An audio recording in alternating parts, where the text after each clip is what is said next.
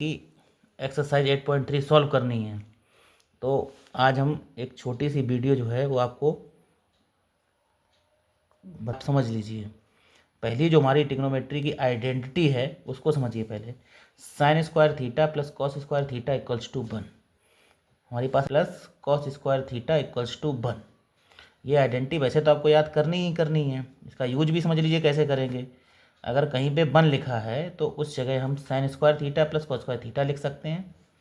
अगर कहीं पे 1 लिखा है तो उसकी जगह हम sign square theta plus cos square theta लिख सकते हैं। और कहीं पे अगर sign square theta plus cos square theta लिखा है क्वेश्चन में, वहाँ पे 1 लिख सकते हैं। ये जैसी ज़रूरत होगी उस हिसाब से। यहाँ पे हमने 2 लाइनें ड्रॉ की हैं, एक लाइन इस तरफ एक लाइन इस तरफ। इसके 2 पार्ट में इस तरीके से भी फार्मूलों का यूज इस आइडेंटिटी में करते हैं कि अगर हमको यहाँ से साइन स्क्वायर थीटा इक्वल में वैल्यू निकालनी पड़े तो हम इसको उधर ट्रांसफर कर देंगे 1 के। तो sine square theta equals to 1 minus cos square theta.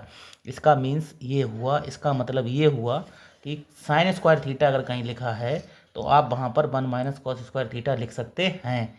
और अगर 1 माइनस कॉस स्क्वायर थीटा लिखा है तो वहाँ पे आप साइन स्क्वायर थीटा भी लिख सकते हैं। Same situation cos square theta के साथ। कॉस स्क्वायर थीटा की जगह 1 माइनस साइन स्क्वायर थीटा और 1 माइनस साइन स्क्वायर थीटा की जगह कॉस स्क्वायर थीटा। और ज़्यादातर ये क्वेश्चनों में यूज होता है, इसको ध्यान रखिएगा। आइए अब जरा इसकी प्रूव कर लेने की बात आती है। इस आइडेंटिटी को प्रूव कैसे करते हैं, इस आइडेंटिटी का सोल्यूशन कैसे करते हैं। देखिए sine square theta plus cos square theta equals to 1 है। तो हमने आपको बताया था कुछ पीछे इंट्रोडक्शन ट्रिग्नोमेट्री का, आपको बताया था कि एक राइट एंगल ट्रेंगल है जिसमें राइट एंगल एंगल ए है, बी और सी भी ट्रेंगल के एंगल हैं। तो आपको पता है कि राइट एंगल ट्रेंगल में 3 टर्म होते हैं, हाइपोटेनस, परपेंडिकुलर, बेस। तो 90 डिग्री का अपोजिट वाली साइड हाइपोटेनस होती है, तो 90 एंगल बनाती है वो परपेंडिकुलर, बची हुई बेस। ठीक है, तो आइए आपको बताया था, पता होगा कि साइन थीटा इक्वल्स टू क्या होता है, परपेंडिकुलर अपॉन हाइपोटेनस। और कॉस थीटा इक्वल्स टू क्या होता है, base upon hypotenuse.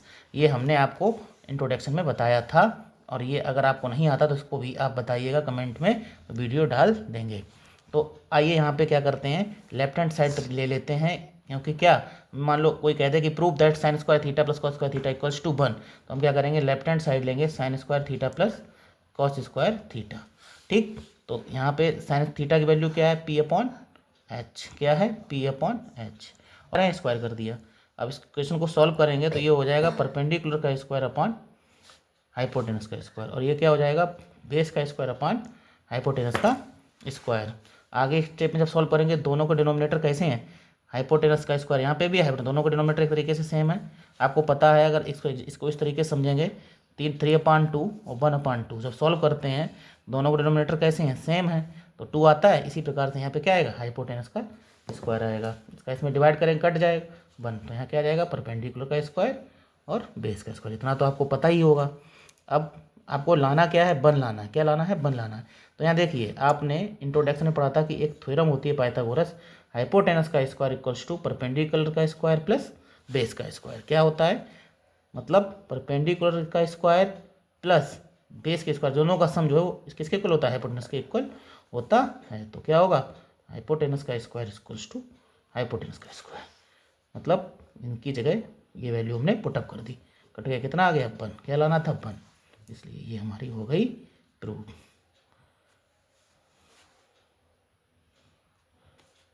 Sign square theta plus cos square theta equals to 1 not